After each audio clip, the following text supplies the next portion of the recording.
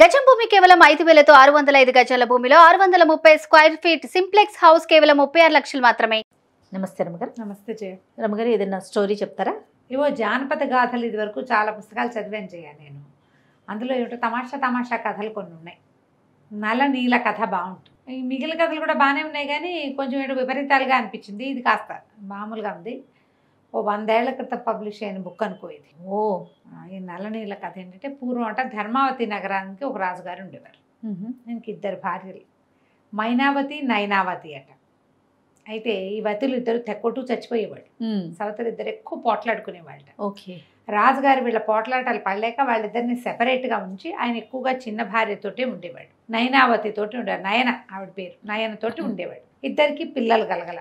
అయితే ఆయనకి సంతానం కావాలి. అందుకని ఆయన ఏం చేశాడంటే, రాజుగారు మరి రాజ్యానికి ఉత్తరాధికారులు చాలా అవసరం కదా, మహాశివ భక్తుడట. ఆయన 1 సంవత్సరం పాటు రాజ్యాన్ని మంత్రులకు అప్పచెప్పి, భార్యల సంరక్షణ కూడా మంత్రులకే అప్పచెప్పి అడవికి వెళ్ళి తపస్సు చేశాడు. పిల్లల కోసం తపస్సు చేస్తే శంకరుడు ప్రత్యక్షమయ్యి ఒక వృద్ధ తాపసి రూపంలో ప్రత్యక్షమయ్యి ఒక ఖర్జూర పండిచ్చాడు. నీ భార్యలకు ఇవ్వు, దీంతో సంతానం కలుగుతుంది అని. ఆయన అడవి నుంచి తిరిగి వచ్చాక చిన్న భార్యకి ఆ ఖర్జూరాన్ని ఇచ్చాడు ప్రేమతో. దానికి ఏం నియమని చెప్పారు? చక్కగా శుద్ధిగా స్నానం చేసి శంకర పూజ, శివ పూజ చేసుకుని ఇది భుజించి ప్రసాదంగా నివేదన చేసి ప్రసాదంగా భుజించి భార్యాభర్తలు సంగమిస్తే పిల్లలు కలుగుతారు అని. ఈ ఖర్జూర పండు వచ్చేసరికల్లా ఆవిడేం చేసింది, ఈ పళ్ళకి ఇది చిన్న పండుగ, పిల్లలేం పుడతారు, రుచి చూద్దామని ఖర్జూర పండుని ఇలా గిల్లి నోట్లో వేసుకుంది. అదేం చేయబడింది, పూజ చేసి నివేదన చేయమని చెప్పబడిన పండు కదా, నూరంతా చేదుగా అయిపోయింది. అయ్యో రామ, ఏ విష పండు ఇది, ఈయనొకడు పిల్లల గోల, ఏదో హాయిగా ఉన్నామంటే ఉండనివ్వకుండా అని ఆ పండుని బురదలోకి విసిరేసింది. కిటికీలోంచి పైనుంచి విసిరేసింది. ఇంతలో ఏమైంది, ఈ చెలికత్తెలు వాళ్ళు వీళ్ళు వెళ్ళి రాజుగారు తిరిగి వచ్చారు కదా, ఆయన పండు తెచ్చాడు, మహామహిమాన్విత ఫలము, దాంతో సంతానం కలుగుతుంది, చిన్నరాణికి ఇచ్చాడని చెప్పారు. చెప్పేసరికల్లా ఆవిడేం చేసింది, చిన్నరాణికి ఉత్తరం రాయించింది. పెద్దరాణి, నీకేదో పండు తెచ్చి ఇచ్చారట కదా, నాకు కూడా భాగం పెట్టు, నిజానికి పట్టప్రాణి నేను, నువ్వు చిన్నదానివి, ఇద్దరికి సంతానం కలిగితే నీ కొడుకే రాజ్యం ఇచ్చుకుంది కానీ నాకు కూడా సంతానం ఉంటుంది, సంతానం లేని జీవితం వృధా, ఆ పండులో నాకు కూడా భాగం పెట్టవు అని బతిమలాడుతూ ఉత్తరం రాసింది. ఈ ఉత్తరం చూసుకునేసరికల్లా ఈయన ఆయన ఏమనుకుంది, అదేదో విషపండు, ఇదో పిచ్చ తెచ్చింది, తినేస్తుంది మొత్తం ఎటాగు పిల్లల కోసం. ఈవిడికి చిన్నవిడికి పిల్లల ఆసక్తి పెద్దగా లేదు, రాజ్యము రాజు కావాలనుంది, తిని చచ్చూరుకుంటుంది. చిన్న పండు, చిన్న ముక్క తింటేనే రోజంతా నోరు చేదుగా ఉందని ఎక్కడో విసిరేసన్ని మేడ దిగి కిందకెళ్ళి ఆ బురదలో ఎక్కడంతా వెతికి ఆ ఖర్జూర పండుని పట్టుకుంది. దాన్ని కడిగేసి గిన్నెలో పెట్టి పంపించేసరికల్లా పెద్ద ఆవిడ ఏం చేసింది, అది ఎట్లా తినాలి ఏమిటి అనేది అంతా వివరం అంతా తెలుసుకుంది కదా, భర్తని బతిమలాడుకుని నా దగ్గరికి రా, ఇవాళ నువ్వు రామని పిలిచి చక్కగా సాయంకాలం శివ పూజ చేసి ప్రదోషకాల అర్చన చేస్తారు కదా, పండుని నివేదన చేసి ఆ పండుని ప్రసాదంగా పుచ్చుకుని భర్తను తన దగ్గరే ఉంచుకుంది. కొద్ది రోజులకి ఇవిడు గర్భవతి అయింది. దాసీలు వాళ్ళు వీళ్ళు చెప్పారు, అవి వచ్చింది ఒకటే పండు, ఆ పండు నీ దగ్గరికి వచ్చింది, నువ్వు కాస్త గర్భవతి అయ్యావు, ఆవిడకి అక్కడ ఏమీ లేదు అనేసరికల్లా ఆవిడ ఏం చేసింది, గర్భవతి అయిన విషయం దాచిపెట్టేసింది, చెప్పలా ఎవరికి. ఆ బిల్డింగ్లో ఉన్న ముసలి దాసీలు తప్పిస్తే పడుచువాళ్ళు అటు ఇటు తిరిగేవాళ్ళు ఎవరికి వాసన కూడా రానివ్వాలి. గర్భాన్ని దాచుకుంది. ఆవిడకి 2 మగపిల్లలు పుట్టారు. నలుడు నీలుడు అని పేరు పెట్టారు. నల నీల. ఈ నలుడు నీలుడు మనకి రామాయణాంతర్గతంగా కనపడతారు.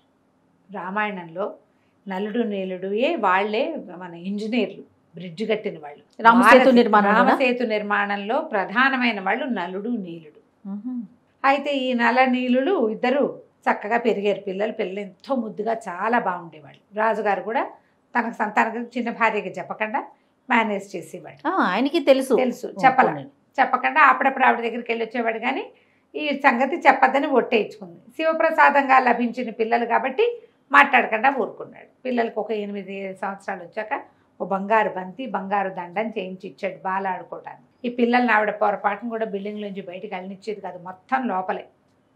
ఒక 12-13 సంవత్సరాలు ఇంత ఎత్తున అయ్యారు పిల్లలు. 13 ఏడు వచ్చేసరికి సాగుతారుగా మగపిల్లలు. ఒకనాడు తల్లి కన్నుగప్పి తోటలోకి వెళ్ళిపోయారు ఆడుకోవడానికి. ఆ బాల్ వేసి కొడుతుంటే, మామూలుగానే బాల్ని కొట్టుకుంటుంటే ఏదైనా నడిపిస్తుంటే ఒళ్ళు తెలియదు.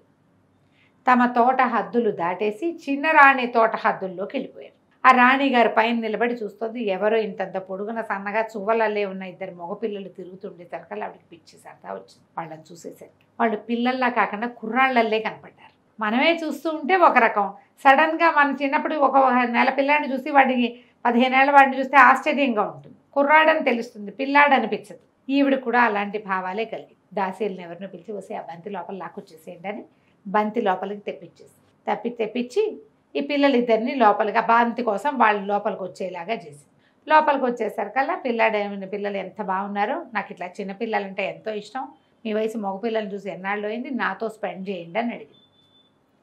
వీళ్ళు తల్లి దగ్గర ఉంటున్న పిల్లలు చిన్నపిల్లలే, వాళ్ళకి ఇలాంటి ఊహలు తెలియవు. ఇంకా వాళ్ళు తెల్లబోయి బాలు వద్దు బ్యాటు వద్దు, ఈడేంటో అసహ్యంగా మాట్లాడుతోందని అక్కడి నుంచి లేచి వచ్చేసారు. ఈవిడేం చేసింది, ఒక్క అరగంటలో ఈ పిల్లలు ఎవరి పిల్లలో తెలుసుకుని భర్త వచ్చే వేళకి బట్టలు దించేసుకుని మొత్తం ఇల్లంతా ఆగం చేసేసుకుని సిద్ధంగా ఉంది. ఎవరో 2 అబ్బాయిలు వచ్చారు, నలుడు నీలుడుట వాళ్ళ పేర్లు. వాళ్ళిద్దరూ నా మీద అఘాయిత్యం చేయబోయారని చెప్పింది భర్తకి. ఆయన తన పిల్లలు ఇంత పని ఎందుకు చేస్తారనుకోలే, పైగా తల్లి వయసు దాంతో ఎందుకు చేస్తారు అనుకోకుండా ఒక ఉగ్ర రూపం దాల్చి ఈ పిల్లలిద్దరిని చంపేయమని ఆజ్ఞించారు. అయ్యో రామ. చంపేయమనేసరికి ప్రధానమంత్రికి అప్పచెప్పాడు. ఈ పిల్లలిద్దరిని బట్టిన రాణి గోలుమని ఏడ్చి మొత్తుకుంది. మొత్తుకున్నా ఏమీ లాభం లేదు. ఆ పిల్లలిద్దరిని తీసుకుపోయారు. చెరో గుర్రం ఎక్కించి అడవిలోకి తీసుకెళ్ళి తలకాయలు నరికేయమన్నారు. గుర్రాలు ఎక్కించుకుని వెళ్తుంటే ఆవిడ ఎంత ఏడ్చిందో. తల్లికి పుట్టిన పిల్లలు నేను 2వ కంటికి తెలియకుండా పెంచుకున్నాను, చివరికి ఇట్లా సవితి కంటపడేసరికి ఇట్లా అయిపోయింది అని ఏడ్చేసరికి అక్కడ దాకా వెళ్ళేసరికి ఆయనకే అనిపించింది, చిన్నపిల్లలు మంత్రిక పళ్ళు కోసుకుని తినే పిల్లలు పరస్త్రీ పట్ల ఏమైనా చేసే వయసు ఏది అసలు వీళ్ళకి. అందుకని ఆయన ఏం చేశాడు, గుర్రాలతో సహా అడవిలో పిల్లల్ని వదిలిపెట్టేశాడు. మీ ఇష్టం వచ్చిన చోటుకు పోండి నాయన, ప్రస్తుతం ప్రాణాలు కాపాడుకోండి. తనకు తెలిసిన ఒక వడ్రంగి పని వాడిని పిలిచి, వాడు మంచి కళాకారుడు, ఒరే ఈ పిల్లల మొహాలున్న పటాలు చూపించి ఇట్లా ఉన్న తలకాయలు చెక్కతో చేసుకురా అని చెప్పేసరికి అలా వాడు చక్కగా వాళ్ళ మొహాలు మెడలు కోసేసినట్టుగా ఉన్న 2 మొహాలు చెక్కతోటి చేసుకొచ్చాడు. వాటిని చూస్తే నిజం తలకాయలు లాగానే ఉన్నాయి. మంత్రి గారు ఆశ్చర్యపోయాడు. అమ్మో ఇదేమిటి ఇవి ఇలా ఉన్నాయంటే వాడు నీళ్లలో ముంచి చూపించాడు, ఇవి రంగేసినవేనండి, ఏం భయం లేదని. అక్కడి నుంచి ఈయన ప్రధానమంత్రి ఏం చేశాడు, ఈ 2 తలకాయలు తీసుకెళ్ళి రాజుగారికి ఆ మైనావతి నయన 2వ రాణి ఉంది కదా నయన అక్కడికి తీసుకెళ్ళి చూపించేసరికి ఆవిడ ఆనందం పట్టలేక, నన్ను కాదన్న వాళ్ళ శాస్త్రి ఇలాగే చేస్తానని వాటి కాళ్ళతో తొక్కి చెరువులో విసిరేయిస్తే పిల్లల తలకాయలు చెరువులో విసిరేయబడ్డాయని ఈ మైనావతి ఉంది కదా పెద్దరాణి, ఆవిడ దాసీల్ని పంపించి తలకాయలు తెప్పించుకుంటే ఆ తలలు చూస్తే వాళ్ళకి తెలిసింది, అమ్మాయి చెక్క తల్లమ్మా, ఆవిడ కోపంలోనూ ఉద్రేకంలోనూ చూసుకోలేదు, పిల్లల తలకాయలు కానే కావివి, ప్రధానమంత్రి ఏదో చేసుంటాడమ్మా, పిల్లల్ని తప్పించుంటాడు, నువ్వేం భయపడద్దని దాసీలు ఈవిడికి ధైర్యం చెప్పారు. ఆవిడ ఆ పిల్లల కోసం ఏడ్చుకుంటూ ఇక్కడ ఇట్లా ఉండిపోయింది. ఈ అడవిలో వదిలిపెట్టిన పిల్లలు అలా గుర్రాలు వేసుకుని ఎక్కడెక్కడెక్కడెక్కడికో వెళ్ళిపోయారు. వెళ్తే ఏమైంది, పెద్దవాడేమో దారి ఏదైనా కనపడుతుందేమో చూసొస్తాను, మంచినీళ్ళు కనపడతాయేమో చూసొస్తానని ఆ నలుడు కాస్త బయటికి వెళ్ళాడు, అటు ఇటు వెళ్ళాడు. ఈ నీలుడు ఏం చేశాడు, చీకట్లో కూర్చొని భయం వేసింది వాడికి. భయం వేస్తుంటే ఇంకా శివుడిని ప్రార్థించడం మొదలుపెట్టాడు. శివ ప్రార్థన బాగా అలవాటు చేసింది. ఈ శివుడు రాత్రి 12 గంటల వేళ భగవంతుడు ఏం చేస్తాడు, పరమేశ్వరుడు శ్మశానవాసిగా తిరుగుతూ ఉంటాడు కదా, ఈ పిల్లాడికి సంతోషాన్ని కలిగించడం కోసం ఒక వెలుగుని సృష్టించి పంపించాడు. అక్కడికి అగ్ని మంట కనపడేసరికి పిల్లాడు చలిగా ఉంది, వెలుగు కావాలని దాని మీద ఆ చితుకులు ఈ చితుకులు వేసి మంటని పెద్దది చేశాడు. మంట పైకి లేచేసరికి అలా ఒకటి చెట్టు కింద కూర్చున్నాడు.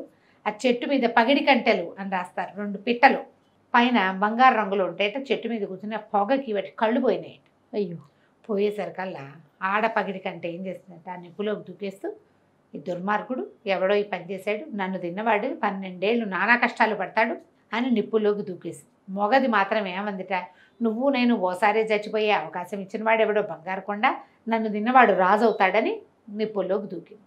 ఈ పైనుంచి నిప్పుల్లో పడ్డ ఈ 2 పక్షుల్ని చూశాడు ఈ పిల్లాడు. ఇక్కడ కూర్చుని ఉన్నాడు కదా నీలుడు, వాడేం చేశాడు, అబ్బో చక్క వాటంతా అవే పడ్డాయి, ఆహారం సరిపోతుందని ఆ కాలిపోయిన పక్షి పై ఇదంతా ఈకలన్నీ తీసి బాగా పక్వంగా అయిన ఆడపక్షి మాంసాన్ని వాడు తిన్నాడు. మగ పక్షిని అన్నయ్య కోసం అట్టపెట్టాడు నలుడికి. నలుడు అదంతా తిరిగి వచ్చి వాడు వచ్చి కూర్చుని తిన్నాడు. ఇద్దరు ఆ చెట్టు బోధక అనుకున్నారు. ఆ వెలుగు కనపడుతూనే ఉంది, నిద్రపోతున్నారు. తెల్లవారుజామున వీడికి దాహం వేసింది. చిన్నోడిక పెద్దవాడికి. అదే బయటికి వెళ్ళి వచ్చాడుగా, మగపక్షిని తిన్నవాడికి నలుగురికి. దాహంగా ఉంది. దాహం వేస్తుంది. సరే ఏం చేశాడు, లేచి మరి మంచినీళ్ళు తాగొద్దామని ఎక్కడున్నాయో నీళ్లు వెతుక్కుంటూ పోయాడు. దారి తప్పేశాడు. నడిచి నడిచి నడిచి నడిచి ఒక గ్రామపు శివార్లకి చేరాడు. చేరితే ఆ గ్రామం ఒక నగరానికి మొదటిది. అది బేబంది నగరం అని ఒక నగరం అట. ఆ నగరానికి రాజుగారు చనిపోయాడు. రాజుకు ఒక కూతురు ఉంది, సుజన, ఆవిడ పేరు సుజన అబాయోను ఏదో రాస్తారు. అయితే వాళ్ళు ఏమనుకున్నారు, ఈ రోజున నగర ప్రవేశం చేసిన వాడిని రాజును చేసుకుందాం అనుకున్నారు. ఈ కథలు చాలా వింటాం మనం. అవును. అయితే ఈ పిల్లాడు ఏం చేశాడు, నగరంలోకి ప్రవేశించేసరికి అలా గ్రామం కనపడేసరికి వాడు తమ్ముడిని మర్చిపోయాడు. వెళ్ళొచ్చులే అనుకున్నాడు. లోపలికి వెళ్ళేసరికి అలా సరే అంతా దండోరాలు అవి వినపడుతున్నాయి. తర్వాత ఏమో ప్రజలు చాలామంది నడిచొస్తున్నది కనపడుతుంటే ఈ పిల్లాడు ఆ ఊరేగింపుగా వస్తున్న దానికి ఈ నలుడు ఎదురెళ్ళాడు. వెళ్ళేసరికి ఆ పెద్ద భద్రగజం ఒకటి నడిచొస్తుంది. చూస్తూ ఉంటే ఆ భద్రగజం ఏం చేసింది, దాని మీద ఒక దండ వేశారు. ఆ దండ ఎత్తి ఈ నలుడు మెళ్ళ వేసి వేయంగానే అందరూ ఆశ్చర్యపోయారు. ఆహాహా అని చప్పట్లు కొట్టారు. ఈ అబ్బాయి తెల్లబోయాడు. ఈ కుర్రాడు రాజకుమారుడి బట్టల్లోనే ఉన్నాడు. ఒకరోజేగా అయ్యింది వాళ్ళు ఊరి నుంచి వచ్చి. 14 ఏళ్ళ వాడు. ఆయనకు రాజుగారికి ఉన్న కూతురు ఒక 8-9 సంవత్సరాల పిల్ల. ఆ పిల్లని ఇచ్చి పెళ్లి చేసి ఇతన్ని రాజుని చేసేసుకున్నారు. రాజుని చేశారు. ఈ అబ్బాయికి 14 ఏళ్ళ 9 ఏళ్ల పిల్ల. ఆ పిల్ల వివాహం అయిపోయింది. రాజునిగా ఉండిపోయాడు. చేసేసారు వాడిని. ఆ రోజే పట్టం ఎక్కిచ్చేశారు. ఈ లోపల ఈ నగరంలో ఈ అడవిలో ఉండిపోయిన నీలుడు ఏం చేశాడు, పొద్దున్న లేచి చూస్తే అన్నయ్య కనపడక సరే ఏం చేశాడు, తన గుర్రము ఉంది, అన్నయ్య గుర్రము ఉంది. ఆ గుర్రాలు రెండింటిని చేత్తో పుచ్చుకుని ఒక గుర్రం ఎక్కి రెండవ గుర్రాన్ని తన వెంట పెట్టుకుని నడిచి వెళ్ళటం మొదలుపెట్టాడు. ఆ దారి బేబంది నగరానికే దారి తీస్తుంది. ఓకే. ఆ నగర శివార్లు కనపడ్డాయి, గ్రామ శివార్లు నగర శివార్లు కనపడ్డాయి. సరే ఆ నగరంలోకి వెళ్ళాడు. ఎక్కడో కనపడతాడేమో అని. ఏమైంది, అన్న గ్రామాన్ని ఆ నగరాన్ని ఆనుకుని ఉన్న గ్రామం ఉంది కదా, ఆ గ్రామంలో ఒక రైతువి 2 గుర్ర పిల్లలు పోయినాయి కొంతకాలం క్రితం. వీడు పట్టుకొచ్చిన 2 గుర్రాలు వాట్లాగా కనపడ్డాయి. దాంతో ఆ రైతు, ఇదిగో నా గుర్రాలు ఇవి నావే, నిరుడు ముందరేడు పోయినాయి, ఈ సంవత్సరం పెద్దవైపోయినాయి, వీడు పెద్దవి చేశాక ఈ నగరంలోకి తీసుకొచ్చాడని వీడిని పట్టుకునేసరికల్లా సరే గుర్రాల దొంగ దొరికాడని గందరగోళంగా పట్టేశారు. రాజు పట్టొచ్చారు, వాళ్ళు వచ్చారు, వీళ్ళు వచ్చారు. కొత్తగా రాజు అయ్యాడు కదా, ఈ కొత్త రాజు అయిన వాడు ఇక తమ్ముడు మాట జ్ఞాపకం లేదు ఈ గందరగోళంలో అతనికి. ఒక గుర్రాలు దొంగతనం చేసి 2 ఏళ్ల క్రితం దొంగిలించిన వాడు ఇప్పుడు పెద్ద గుర్రాలను వేసుకుని నగరంలో అమ్మడానికి తీసుకొచ్చాడని అభియోగం తెచ్చారు. తెస్తే గుర్రాల దొంగని జైల్లో బారేయండి అన్నాడు. ఆ దొంగని చూడలా. వీళ్ళేమో పట్టాభిషేకము వివాహ మహోత్సవం హడావిళ్లలో ఉన్నారు. అప్పుడే అయ్యింది పెళ్ళి. ఈ అబ్బాయిని కాస్త జైల్లో పడేశారు. 4 సంవత్సరాలు గడిచిపోయింది. ఓకే. వాడు జైల్లోనే ఉన్నాడు. ఈ అబ్బాయి ఏమో పిల్ల పెద్దదైంది. యువరాణి 19 ఏళ్ళు 10 ఏళ్ళు ఉన్నాయి కదా పెళ్ళి, పెద్దదైంది. ఈయన ఇంకొంచెం పెద్దవాడు అయ్యాడు. సరే ఏదో పుంసవనం అవి ఇవి కథలు జరిపితే ఏమైంది, ఆ అమ్మాయి ఏమంది, మా నాన్న వివాహం అప్పుడు నాకు రత్నాల హారాలు అవి చేయిస్తామన్నాడు. అదేదో ఇంకొక తమాషా పేరు చెప్తారు, ఒక నగరం, ఆ నగరంలో అద్భుతమైన వజ్రాలు దొరుకుతాయి, ఆ రత్నాలతోటి నాకు నగలు చేయించి పెట్టు, వివాహం అప్పుడు అన్నాడు. ఆయన కాస్త మరణించాడు, మన వివాహం కూడా అర్జెంటుగా జరిగిపోయింది, రేపు కుమారుడో కుమార్తెతో కలిగే నాటికి ఆ రత్నాల హారాలు పెట్టుకోవాలి నేనని అడిగేసరికి సరే ఈయన కొంతమంది వర్తకులను పిలిపించి బేజువంతి నగరమో ఏదో నగరం పేరు, ఆ నగరంలో ఉన్న రత్నాలు కొనుక్కొచ్చి రాణిగారికి నగలు చేయించి పెట్టండి అన్నాడు. అనేసరికల్లా సరే వాళ్ళు దాన్ని అది ఎట్లా వెళ్ళాలి, దానికి పడవ మీద వెళ్ళాలి, గంగా నది దాటాలట. ఈ వర్తకులు ఏం చేశారు, సరే ప్రయాణం అయ్యారు, బయలుదేరుతామని. ఇక పడవలు ఎక్కేసరికల్లా పడవ కదలలేదట. ఎందుకు కదలలేదని గంగ పూజలు అవి ఇవి జరిపితే ఒకడికి శివం వచ్చి నరబలి అడిగిందట గంగ. అడిగేసరికల్లా వ్యాపారస్తులంతా మళ్ళీ రాజుగారి దగ్గరకు వచ్చారు. నరబలి అడుగుతుందండి గంగా నది, ఎవరినైనా బలిస్తే అప్పుడు ప్రయాణం సాగుతుంది, మన రాజ్యంలోకి రాణిగారికి కావాల్సిందే కాకుండా వ్యాపారం కూడా సాగుతుంది, రత్నాల వ్యాపారం మంచిదే కదా, రాజ్యానికి అవసరం. ఈయన ఏమన్నాడు, బాగా ఆలోచిస్తే ఎవరిని ఇవ్వాలి ఏంటంటే వీళ్ళలో పక్కనుండే అంగరక్షకులు సైనికులు వాళ్ళు ఉంటారు కదా, అమాత్యులు, వాళ్ళు అన్నారు ఎప్పుడు 3-4 ఏళ్ల నాడు గుర్రాల దొంగ ఒకడిని తెచ్చామండి, వాడు యువకుడు, వాడిని బలిస్తే గంగమ్మ శాంతిస్తుంది, వాడిని తెప్పించి ఇవ్వండి అంట. గుర్రాల దొంగకి 7 ఏళ్ళో 8 ఏళ్ళో శిక్ష. ఓకే. ఆ ఊళ్ళో దొంగతనాలకి అంత శిక్షలు ఉన్నాయన్నమాట. మరి ఆ అబ్బాయిని పిలిపించి వాడిని పడవెక్కించారు. గంగకి కొంత దూరం తీసుకెళ్ళి గంగలో పడేయాలన్నమాట. అయితే అది వీళ్ళకి వెళ్తూ ఉంటే వాడికి ఏమనిపించింది, వీళ్ళు తను చంపేస్తారనిపించింది. వాడు శివుడికి ధ్యానం చేసుకోవటం మొదలుపెట్టాడు. ధ్యానం చేసుకుంటూ ఉంటే వీడు ఎక్కిన తర్వాత ఏమన్నాడు, నన్ను నడపనివ్వండి, నేను నడిపితే పడవ కదులుతుంది అని చెప్పేసరికి వాళ్ళు అన్నారు, నువ్వు నడిపితే పడవ కదిలితే ఓకే, పడవ కదలలేదనుకో నిన్ను మనం గంగలో పడేస్తాం అనేసరికి ఒప్పుకున్నాడు. సరే మొత్తం సంబారాలన్నీ పడవలో చేర్చారు. తెడ్లేస్తే వీడు తెడ్డేసేసరికల్లా నా పడవ నడవటం మొదలుపెట్టింది. గంగాదేవి కదా, శివుడిని ప్రార్థిస్తున్నాడు కాబట్టి ఆవిడ ఒప్పుకుంది. గంగ నడవటం మొదలుపెట్టింది. సరే ఆ బేజుబంతి నగరం, ఆ నగరానికి చేరారు. ఈ వర్తకులు వజ్రాలు అవి కొంటాం, రాణిగారికి కావాల్సిన నగలకి పెద్దవి చిన్నవి కెంపులు అవి ఇవి కొంటాం. కొనుక్కుని తమ కూడా వ్యాపారానికి అన్నీ కొనుక్కుంటున్నారు. ఆ నగరంలో ఒక విచిత్రం ఉంది. ఆ నగరపు యువరాణి పేరు కమలాబాయి. ఈ కమలకి ఏంటంటే ఆవిడ చుట్టూతా 5,000 తేనెటీగలు తిరుగుతూ ఉంటాయట. ఈ 5,000 తేనెటీగలు తిరుగుతూ ఉంటాయి ఆవిడ చుట్టూతా. ఆవిడేం కుట్టవు, ఆవిడ చుట్టూతా రక్షణగా అండి. ఆవిడకి అలాంటి వరమో శాపమో ఒకటి ఉంది. అయితే ఈ అమ్మాయికి పెళ్లి సంబంధాలు చూస్తుంటే ఎవరితో నా ఈగలు ఎవరి చుట్టూతా తిరుగుతాయో వాడిని పెళ్లి చేసుకుంటానని చెప్పిందట ఆవిడ. ఆ ఈగలు ఆవిడ వెంటపడి వెంటను వదిలిపెట్టి వెళ్ళేవే కాదు. ఈ వర్తకులు నగరంలో తిరుగుతూ ఉంటే వాళ్ళతో పాటే ఈ చిన్న కుర్రాన్ని కూడా నీళ్ళుండి కూడా తిప్పుకుంటున్నారు. వాడు బందీ కదా, అక్కడి నుంచి ఎందుకు తెచ్చారు వాళ్ళు, జైల్లో ఉన్నవాడిని మళ్ళీ జైల్లో పంపించాలిగా, వాడే నడపాలి పడవ. అదే ఆ తిరుగుతూ ఉంటే ఈ యువరాణి ఏం చేసిందట, ఓ బట్టల వ్యాపారస్తుంది ఎవరిదో షాపు ఇనాగరేషన్ లాంటిది ఉంటే యువరాణి వచ్చింది. ఆవిడతో పాటు ఆవిడ 5,000 ఈగలు జుమ్మంటూ ఆవిడ వెనకాలే వెళ్తుంది. ఎప్పుడైతే ఈ కుర్రాడు కనపడ్డాడో ఈ నీలుడు, ఈ 5,000 ఈగల్లో సగం ఈగలు పోయి వాడి చుట్టూ తిరగటం మొదలుపెట్టాయి. తేనెటీగలు వెంటబడితే జనాలు ఏం చేస్తారు, పరిగెత్తి పారిపోతారు. వాడు పరిగెడుతుంటే ఈవిడ దారిని ఈవిడ చూసుకుంటుంది, షాపులో చీరలు అవి చూస్తాం. ఇంతలో ఒక దాసి వచ్చి అమ్మ మీరు ఎత్తి మీద ఉండే ఈగలు ఒక కుర్రాన్ని వెంబడబడుతున్నాయి, వాడు కాస్త ఊరంతా పరిగెడుతున్నట్ట, చూడండి అనేసరికి ఇవి అటు ఇటు చూసుకుంటే ఈగలు తగ్గిపోయినట్టు. అక్కడి నుంచి సైనికుల్ని ఎవడి వెనకాల ఈగలు పడుతున్నాయో వాడిని పట్టుకురండి అని సైనికుల్ని పంపించేసరికల్లా వాళ్ళేమో ఆ ఈగలు ఎవరిని కుట్టవు, ఆ రాణి వెనకాల తిరుగుతూ ఉంటాయి అంతే. వాళ్ళు పోయి ఈ కుర్రాన్ని పట్టుకురాగానే వాడు చూస్తే చక్కగా ఉన్నాడు. యువరాణి ఏం చెప్పింది, నాకు ఒక శపథం ఉంది, నా ఈగలు ఎవరు వెంట పడతాయో వాడిని నేను పెళ్లి చేసుకుంటానని, మన ఇద్దరికి పెళ్ళి అవుతుంది, వివాహం అయిన తర్వాత ఈగలు నన్ను వీడిపోతాయి, ఇది నాకున్న వరము శాపము కూడాను అని చెప్పింది.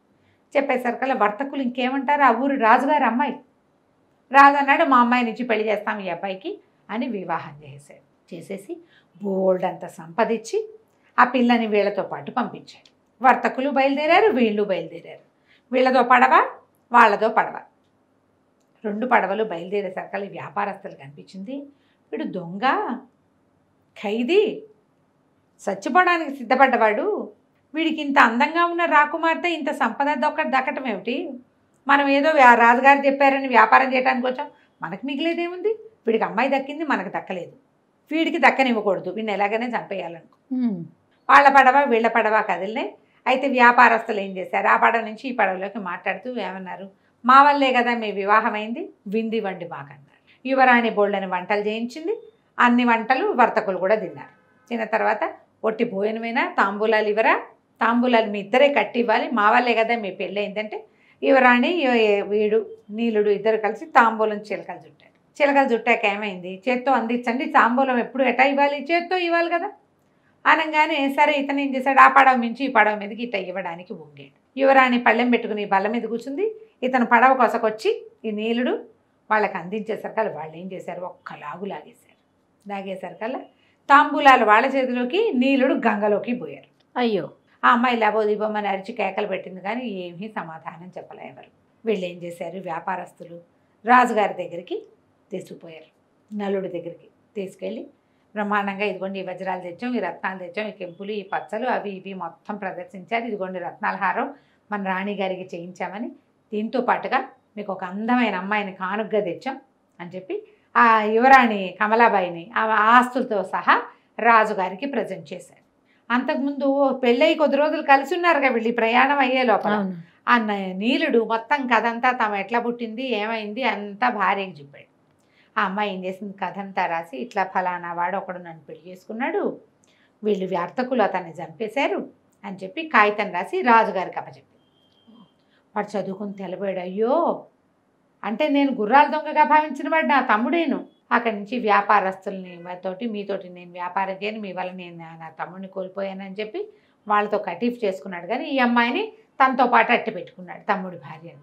భార్య అతను అది అమ్మాయిని చక్కగా చూసేవాడు. ఈ లోపల ఈ నీళ్ళలో పడిపోయాడు కదా, ఈ నీళ్ళలో పడిన వాడు బెస్త వాళ్ళకి దొరికాడు. దొరికితే వాళ్ళు చాలా రోజులు తమ దగ్గర అట్టె పెట్టుకున్నారు. అట్టె పెట్టుకుని పనులు చేయించుకునేవాళ్ళు, ఆ పని ఈ పని చేయించుకునేవాళ్ళు. కొన్నాళ్ళకి ఆ సముద్రపు గాలికి దానికి వాంతులు అయిపోతుండేవి, ఆ చేపల వాసన కూడా. దాంతో వాళ్ళు వీడికి వీక్ అయిపోతున్నాడు, ఎవరో ఒకళ్ళకి అమ్మేద్దామని ఒక గుర్రాల శాలలో ఒకళ్ళకి అమ్మేశారు.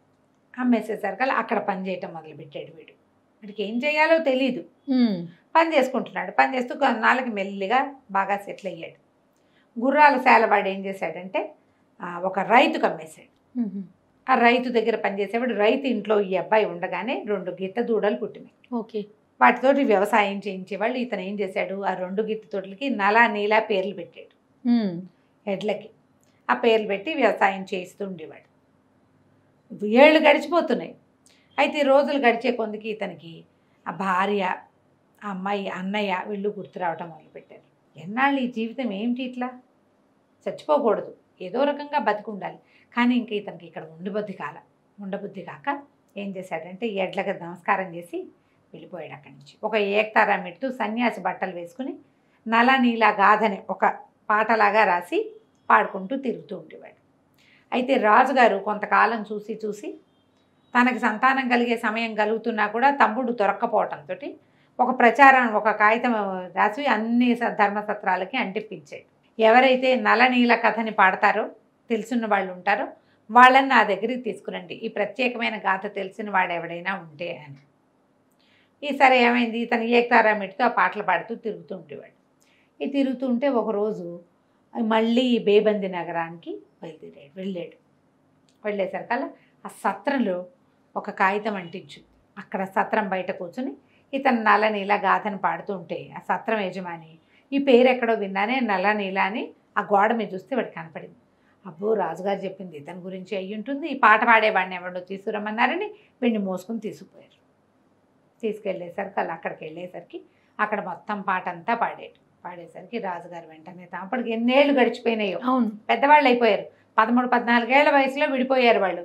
ఏ 10 సంవత్సరాలు 12 సంవత్సరాల్లో గడిచిపోయినాయి. సరే, అతను లేచొచ్చి తమ్ముడిని కావలించుకుని, నీ భార్య కూడా నా దగ్గరే ఉంది, నువ్వేమీ నష్టపోలేదు, ఇది ఎప్పటికి ఎన్నేళ్ళు అయింది, 12 ఏళ్ళు కష్టపడతాడు అని చెప్పి ఈ 12 సంవత్సరాలు అన్నతోటి సెపరేట్గానే ఉన్నాడు. ఒకళ్ళనొకళ్ళు గుర్తుపట్టారు. సరే, అతను ఏం చేశాడు, తమ్ముడికి స్నానం చేయించి అన్ని చక్కగా దగ్గర చేసి మనం ధర్మావతి నగరం మీదకి వెళ్దాం, మన తండ్రి ఎలా ఉన్నాడో చూద్దామని చెప్పి మొత్తం చతురంగ బల సమేతంగా ధర్మావతి నగరం మీదకి దాడి చేశాడు. ఆ నగరానికి రాజు తమ తండ్రి కదా, అక్కడికి వెళ్ళి చూస్తే వాళ్ళకి సంతానం లేదు, తల్లి మాత్రం బతికే ఉంది. ఈ తన సవితల్లిని శిక్షించి తండ్రిని మాత్రం క్షమించారు. ఆమె చెప్పిన మాటల వల్ల కదా ఈయన ఇలా అయింది. అదే. ఆ తర్వాత వీళ్ళిద్దరూ చెరువు నగరాన్ని ఏలుకున్నారు. ధర్మావతి నగరాన్ని కూడా వాళ్ళిద్దరే చెరిసగము చేసుకుని హాయిగా ఉన్నారు. కథ కంచికి మనం ఇంటికి. అన్ని ట్విస్టులే. నమస్తే రమ్మగారు. నమస్తే.